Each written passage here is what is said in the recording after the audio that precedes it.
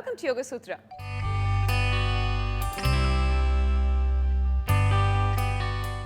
ఇవాటి యోగ సూత్రలో కృష్ణ గారు మనందరికీ ఏ ఆసనం పరిచయం చేయబోతున్నారో చూద్దామా?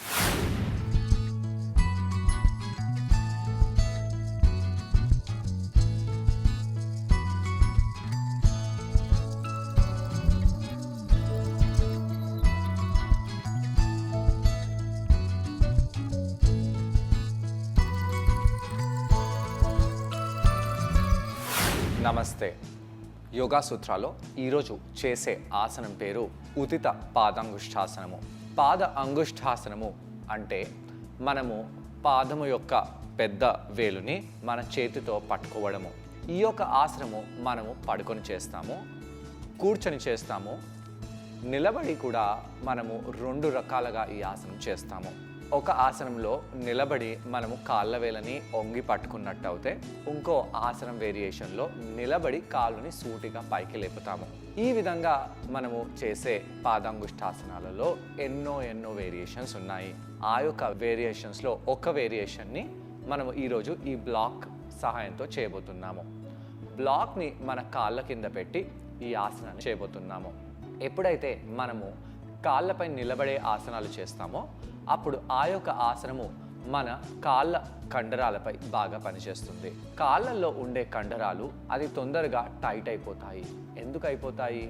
మన లైఫ్ స్టైల్ ఇవాళ రేపు సెడెంటరీగా ఉంది. మనము కాళ్ళపై అంత పని చేయట్లేదు. ముందు ఉండే ఏజ్లెస్లో పురాతన కాలంలో మనము కాళ్ళని ఎక్కువగా యూస్ చేసేవాళ్ళము. ఇప్పుడు మనం కాళ్ళని యూస్ చేయట్లేదు కాబట్టి మన కాళ్ళు అతి తొందరగా టైట్ అయిపోతాయి. ఈ విధంగా మనము కాళ్ళని సూటిగా చేసి కూర్చున్నాము. ముందుగా వార్మప్ చేసి దాని తర్వాత ఆసనంలో వెళ్దాము. కాళ్ళని ఫ్రీగా చేయడానికి కాళ్ళ వేలని ఈ విధంగా ముందుకనండి, మన వైపు లాగండి, ముందుకనండి, మన వైపు లాగండి. కొన్నిసార్లు ఈ విధంగా మనము కాళ్ళ వేలని ముందుకి మన వైపు చేస్తూ ఉండాలి. ఇలా చేయడంతో మన కాళ్ళల్లో ఉండే కండరాలు వార్మప్ అయిపోతాయి. ముఖ్యంగా నిలబడినప్పుడు మన కాళ్ళల్లో స్థిరత్వం లేకపోతే మనము బ్యాలెన్స్ చేయలేము. ఈ యొక్క పాదాంగుష్ఠాసనము ఒక బ్యాలెన్స్ పాస్చర్ కూడా. బ్యాలెన్స్ పాస్చర్ కాబట్టి ఈ ఆసనంలో మనము ఒక కాలుపై నిలబడతాము కాబట్టి మన కాళ్ళల్లో ఉండే స్టెబిలైజింగ్ మసిల్స్పై మనం ఇక్కడ పనిచేస్తున్నాము. స్టెబిలైజింగ్ మసిల్స్ అంటే ఏంటి? ఏ మసిల్స్ మన స్టెబిలిటీని పోకుండా కాపాడుతాయో వీటిని మనము స్టెబిలైజింగ్ మసిల్స్ అని అంటాము. కాళ్ళని ఈ విధంగా కూడా షేక్ చేసుకోవచ్చు, ఒకదానికొకటి తగిలేలాగా చూసుకోవచ్చు. అదేవిధంగా కాళ్ళని ఈ విధంగా కూడా ఫోల్డ్ చేసి స్ట్రైట్ చేయవచ్చు. అయితే చాలామంది వ్యక్తులు ఇవన్నీ బాగానే చేస్తారు, కానీ కాళ్ళని ఈ విధంగా అనమంటే అస్సలు అనరు. వాళ్ళు కాళ్ళ వేళ్ళని ఈ విధంగా అంటారు. ఈ విధంగా కాళ్ళ వేళ్ళని మీ వైపు లాగడము, ఈ విధంగా కాళ్ళ యాంకిల్స్ దగ్గర మీ కాళ్ళని ఈ విధంగా లాగడము, రెండిటికి చాలా తేడా ఉంది. ఈ యొక్క కాళ్ళని ఈ విధంగా లాగడము చాలా ఇంపార్టెంట్ అన్నమాట. దీని తర్వాత పాదాలని ఈ విధంగా పైకి చేసి మనము కాళ్ళని కొద్దిగా వార్మప్ చేసుకోవాలి. శ్వాస తీసుకుంటా వదిలేసుకుంటా కాళ్ళని ఈ విధంగా పైకి కిందికి అనండి. దాని తర్వాత రెండో కాళ్ళని కూడా అదే విధంగా పైకి కిందికి అందాము. దీని తర్వాత సూటిగా మనము లేచి పైకి వచ్చేసి నిలబడదాము. బ్లాక్స్ని కొద్దిగా దగ్గరికి తెచ్చుకొని పెట్టేసుకోండి. ఈ విధంగా పైకి వచ్చేసి నిలబడినప్పుడు మనము నడుముని పట్టుకోవాలి. నడుముని ఎందుకు పట్టుకోవాలి? మనము సాధారణంగా నిలబడినప్పుడు నడుముని ఈ విధంగా చేసేసి ఇక్కడ పొట్టని ముందుకు అనేసి నిలబడతాము. అయితే ఇలా నిలబడకుండా ఈ యొక్క నడుముని మనం పృష్ఠభాగాలను వెనకాల కనకుండా ఈ నడుము ప్రాంతాన్ని పైకి అనేసి లాగి పొట్ట కండరాలని లోపలికి మనం బిగించి పెట్టినట్టు అయితే మనము శరీరంలో స్థిరత్వం అనేది ఎక్కువగా పెరుగుతుంది. ఈ బటక్స్ ఏరియాస్ని మనం స్క్వీజ్ చేస్తూ ఈ నడుము ప్రాంతాలని పైకి చేస్తూ పొట్ట కండరాలని లోపలికి బిగించి మనము ఇక్కడ నిలబడాలి. ఇలా నిలబడడాన్ని మనము తాడాసనం అని అంటాము.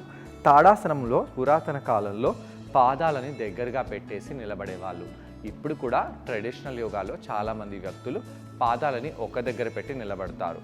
కానీ ఇలా నిలబడడం వలన మన బ్యాలెన్స్ ఒక్కోసారి తప్పిపోతుంది. కాబట్టి మనం పాదాలని కొద్దిగా దూరంగా చేసి నిలబడినట్టు అయితే మన శరీరంలో స్టెబిలిటీ అనేది పెరుగుతుంది. కుడి పాదము ఎడమ పాదము రెండిటిపై మనము వెయిట్ సమాంతరంగా పెట్టినట్టయితే మన శరీరంలో బ్యాలెన్స్ అనేది కుదురుతుంది. ఈ పాదాలని ఎంత దూరం పెట్టాలి? మన నడుమంత దూరం పెట్టాలి. అయితే చాలామంది వ్యక్తులు ఆసనాలు చేసేటప్పుడు ఇలా పాదాలని దగ్గరగా పెట్టరు. అలా పాదాలని దగ్గరగా పెట్టకుండా నిలబడినప్పుడు వాళ్ళకు బ్యాలెన్స్ అనేది తప్పిపోతుంది. ఈ విధంగా కొంతసేపు ఉన్న తర్వాత మనము కొంత సమయం పాటు బ్లాక్స్ పై నిలబడదాము. కింద నిలబడడానికి బ్లాక్స్ పై నిలబడడానికి చాలా తేడా ఉంది. ఏం తేడా ఉంది? పొడవుగా కనిపిస్తున్నామా? కాదండి. ఇలా మనం బ్లాక్స్ పై నిలబడగానే ఈ కాళ్ళ వెనకాల ఉండే కండరాలపై చాలా ప్రభావం పడుతుంది. మనము మొత్తం పాదం ఒక్క హైట్లోనే లేపుతున్నాము. ఇలా అని మనము పాదాలని కేవలం హీల్స్ని పైకి లేపటం లేదు. ఇలా పైకి లేపితే అవునండి మన తొడలల్లో ఉండే కండరాలపై ప్రభావం పడుతుంది అని అనుకోవచ్చు. కానీ మొత్తం పాదాన్ని కూడా మనము ఒక హైట్లో పెట్టగానే మన శరీరంలో అలర్ట్నెస్ అనేది పెరుగుతుంది. మన మైండ్కి ఇమీడియట్గా తెలిసిపోతుంది మనము భూమిపై లేము, మనం బ్యాలెన్స్ చేస్తున్నాము. కాబట్టి మన మైండ్ మన శరీరంలో ఉండే స్టెబిలైజింగ్ మసిల్స్కి సిగ్నల్ చేస్తుంది. ఈ స్టెబిలైజింగ్ మసిల్స్ ఏం చేస్తాయి? ఈ స్టెబిలైజింగ్ మసిల్స్ మనం కింద పడిపోకుండా చూస్తాయి. ఈ విధంగా మనము కొంత సమయం పాటు నిలబడి దాని తర్వాత కాళ్ళ వేళ్ళని ఈ విధంగా పట్టుకోవాలి. ఇది ఈరోజు మనము ఆసనం చేసే ఆసనము. ఈ విధంగా మనము కాళ్ళ వేళ్ళని, బొటన కాలు వేలుని ఈ చేతి వేళ్ళతో పట్టుకోవాలి. ఏ వేళ్ళతో పట్టుకోవాలి? ఈ ఉంగరం వేలు, మధ్యమ వేలుతో పట్టుకోవాలి. ఈ యొక్క వేళ్ళని చాలామంది వ్యక్తులు కేవలం ఈ విధంగా పట్టుకుంటారు. అలా కాదండి. మీ కాళ్ళ వేళ్ళని మొత్తం ఈ విధంగా లోపలి వరకు తీసుకెళ్ళండి. దాని తర్వాత ఫోల్డ్ చేయండి. దాని తర్వాత ఈ విధంగా లాక్ చేయండి. అలా లాక్ చేసి ఈ విధంగా మనము కాలుని పట్టుకోవాలి. కాలుని పట్టుకోవాలి కానీ కాలుని లాగకూడదు. మనము కాళ్ళ వేలని పట్టుకొని బ్యాలెన్స్ చేయడానికి ప్రయత్నించాలి. శ్వాస తీసుకుంటూ వదిలేస్తూ పొట్ట కండరాన్ని లోపలికి బిగిస్తూ ఇక్కడ కొంత సమయం పాటు మనము అదే విధంగా ఉండాలి. ఒక బిందుపై మన ధ్యానాన్ని కేంద్రీకరించాలి. అలా మన ధ్యానం అంతా ఒక బిందుపై పెట్టేసి ఇక్కడ మనము ఎడమ కాలులో ఎలా అనిపిస్తుందో గమనించండి. కొన్నిసార్లు మన ఎడమ కాలు వేళ్ళని ఈ విధంగా బయటికి అనేసి కాలు మడమని లోపలికి అనేసి ఈ విధంగా నిలబడతాము. ఈ విధంగా నిలబడము మనకు కొద్దిగా ఈజీగా అనిపిస్తుంది.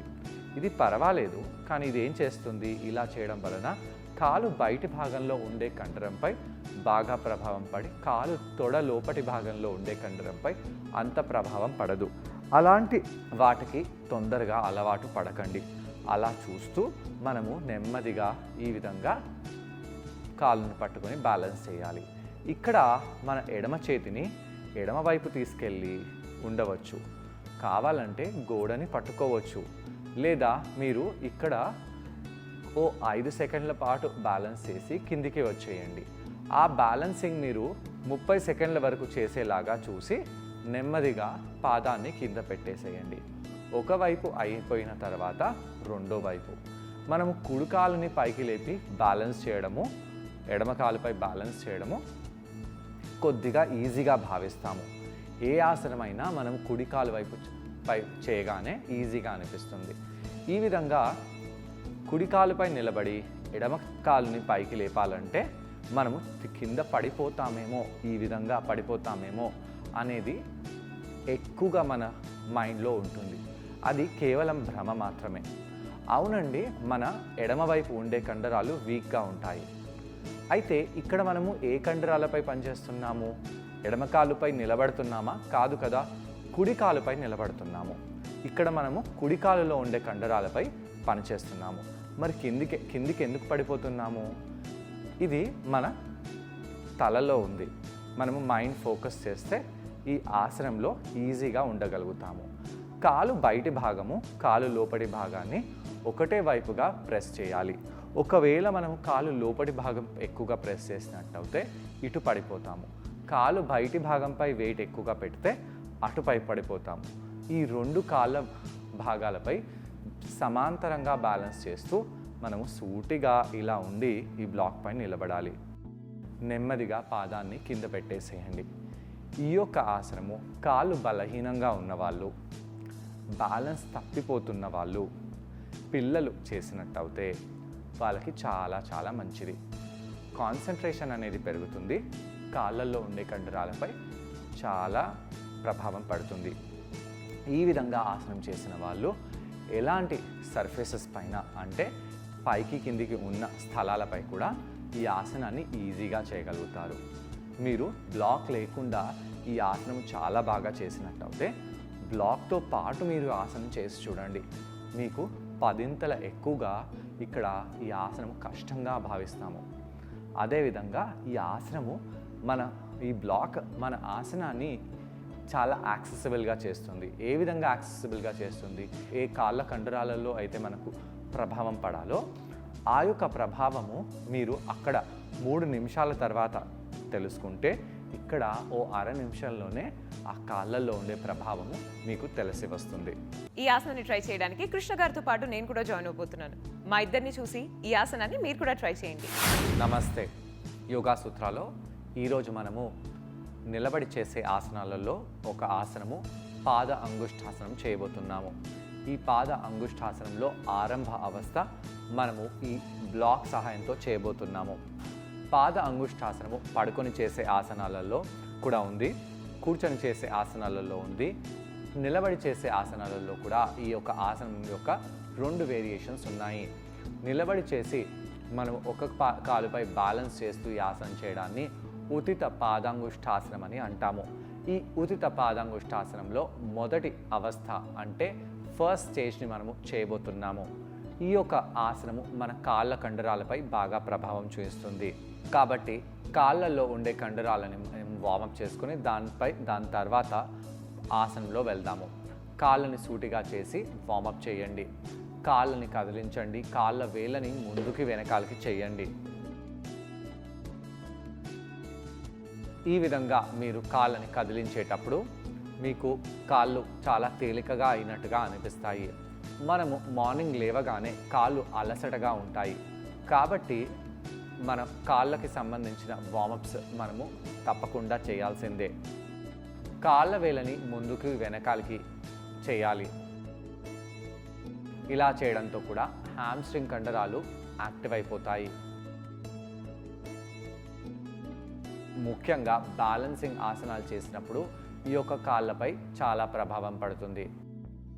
కాళ్ళ కండరాలని యాక్టివ్గా చేస్తూ మనం వార్మప్ చేయగానే మన శరీరంలో ఉండే అలసట కూడా వెళ్ళిపోయి మనం చాలా యాక్టివ్గా అవుతాము. నెమ్మదిగా మనము లేచి నిలబడాలి. మనము లేచి నిలబడి నడుముని పట్టుకోవాలి. ఈ విధంగా నడుముని పట్టుకొని మన కాళ్ళ మడమలని పైకి తీసుకొని రావాలి. కాళ్ళ వేలపై ఉండండి. అలా ఒక బిందు వైపు చూస్తూ కాళ్ళ మడమలని పైకి చేసి కొంత సమయం పాటు అక్కడే ఉండాలి. మోకాలని బెండ్ చేయండి. అర ఇంచు మాత్రం మీరు మోకాలని బెండ్ చేస్తూ ఇక్కడ అలానే ఉండవచ్చు. మడమలని కిందికి చేయడము, పైకి అనడము, కిందికి చేయడము, పైకి అనడము చేస్తూ ఉండాలి. అలా చేయడంతో మన కాళ్ళల్లో ఉండే కండరాలు, ముఖ్యంగా హ్యామ్స్ట్రింగ్ కండరం చాలా వార్మప్ అయిపోతుంది. ఆ యొక్క కండరం యాక్టివ్గా అవ్వడము, బలంగా అవ్వడం కూడా అవుతాయి. ఇలా చేసిన తర్వాత నెమ్మదిగా మనము నిలబడాలి. ఇక్కడ మనము మన పృష్ఠ భాగాన్ని స్క్వీజ్ చేస్తూ, నడుము కండరాలను స్క్వీజ్ చేస్తూ ఒక బిందు వైపు చూస్తూ ఇక్కడ ఉండాలి. చేతులను చెరో వైపు పెట్టేసి తాడాసనంలో ఉండండి. ఇక్కడ కాళ్ళ వేళ్ళని పైకి లేపండి. బాల్ ఆఫ్ ద ఫీట్ని ప్రెస్ చేయాలి. దీంతో కాళ్ళల్లో ఉండే ఆర్చ్పై ప్రభావం పడి అక్కడ ఉండే కండరాలు చాలా స్టెబిలిటీని పొందుతాయి. మనం బ్యాలెన్సింగ్ చేసే ఆసనాలు చేసేటప్పుడు స్టెబిలైజర్ మసిల్స్ని యూజ్ చేస్తాము. ఈ స్టెబిలైజర్ మసిల్స్ మనము కింద పడిపోకుండా మన స్టెబిలిటీని, బ్యాలెన్స్ని బాగా ఉండేలాగా చూస్తాయి.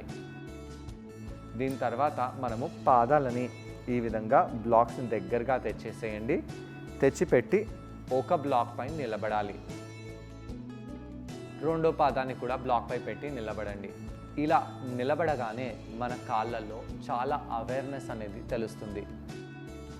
కింద ఉంటే మనము నార్మల్గా సునాయాసంగా ఉంటాము.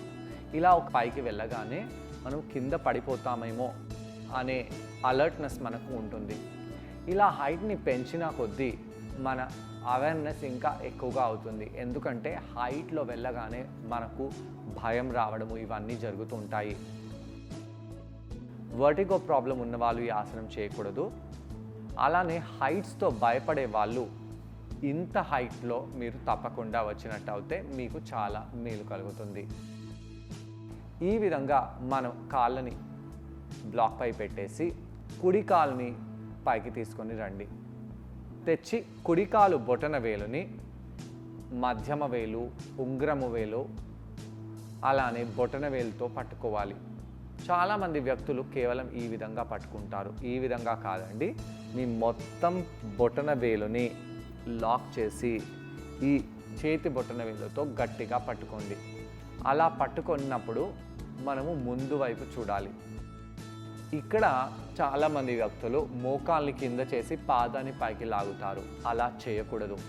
మోకాలుని ఇంకా పైకి వచ్చేలాగా చేస్తూ పాదం వేలుని పట్టుకొని మనము ఎడమ కాలుపై నిలబడాలి. బ్యాలెన్స్ మీకు ఒకవేళ లేనట్టు అయితే ఎడమ చేతిని ఇలా దూరంగా చేయవచ్చు, లేదా నడుముని పట్టుకోవచ్చు.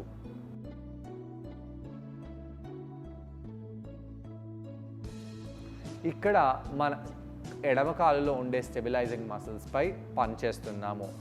అరికాలు లోపడి భాగము, అరికాలు బయటి భాగము, రెండు భాగాలపై ఇక్కడ పనిచేస్తున్నాము. చాలామంది వ్యక్తులు అరికాల్లో పెయిన్ వస్తుంది అని చెప్పి బయటికి వచ్చేస్తూ ఉంటారు.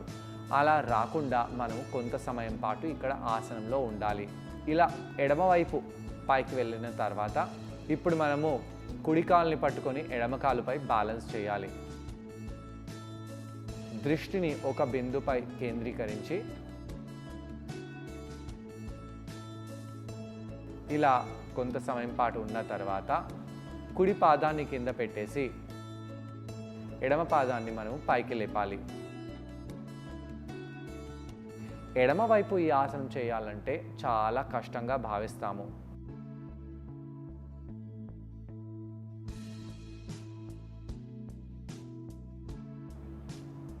ఈ విధంగా ఎడమ కాలుని పైకి చేస్తూ ఎడమ తొడని మోకాల్ని కూడా పైకి చేస్తూ కొంత సమయం పాటు అలానే ఉండండి.